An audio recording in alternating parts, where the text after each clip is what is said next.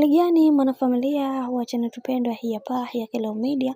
Kama ndo mara yako kwanza basi nikusihi usisahau kusubscribe, kulike, kushare pamoja na kucomment. Bwana Wolper amchana makavu bibie Wema Sepetu, na pia ameweza kueleza ni kwa nini hakuweza kuweka katika listi yao ya A-list kule, na pia watu wengi waliweza kumtupia maneno mazito bibie Kajala, bibie Wolper, na kutokana na yeye ambavyo anavyoongea kwa kujisikia.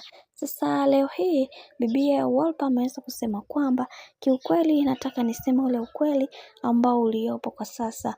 Bibie Wema Sepetu ni mwanamke ambaye mara zote amekuwa akijisikia na kujiona yeye ndio kila kitu katika maisha. Sasa sisi tunatafuta pesa, hatutaki kuweza kuona haya mambo ambayo yanayoendelea kwa kipindi hiki, kwa sababu kuna vitu vingi ambavyo vinavyotokea katika maisha na wote tunatakiwa tuwe sawa ili kuweza kuhakikisha kila kitu kinakuwa katika misingi na mikakati iliyo imara. Sasa yeye anatuletea drama ambazo sisi tulishaweza kupita nazo huko toka awali, lakini yeye mwenzetu anaonekana kutokuacha. Hili jambo ni gumu na linahuzunisha sana, kwa sababu tunatamani kuweza kuona tukipiga hatua katika kazi ambazo tunazozifanya, lakini mwenzetu amekuwa moja kati ya mtu ambaye hajali chochote kuhusiana na chochote kile.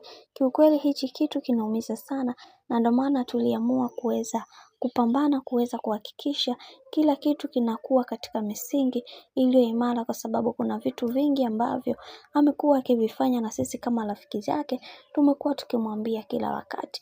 Lakini bibie huyu Wolper aliweza kusema kwamba ni vile anaona aibu, anaonekana kabisa hayuko na furaha. Cha kwanza amekuwa mtu ambaye wa kuchezewa katika mahusiano kila wakati. Cha pili anaonekana mtu ambaye hana maendeleo. Hivyo akitutazama sisi sote ni watu ambaye tumepiga hatua kubwa sana katika maisha. Hivyo ni wivu, na ni wivu ambao unaomsumbua, hana lolote.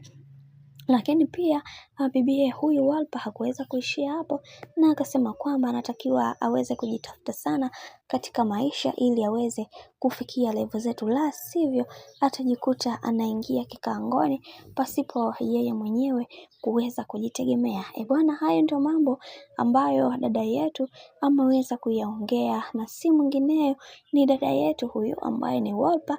Ameweza kutoa ushauri wake kuhusiana na hiki ambacho sasa hivi kinachoendelea. Mimi naomba nikusihi kitu kimoja, kama ndo mara kwa kwanza basi usisahau kusubscribe, kulike, kushare pamoja na kucomment, kwani ukifanya hivyo utakuwa umejiweka katika nafasi nzuri ya wewe kuweza kuenjoy na kufurahi pia.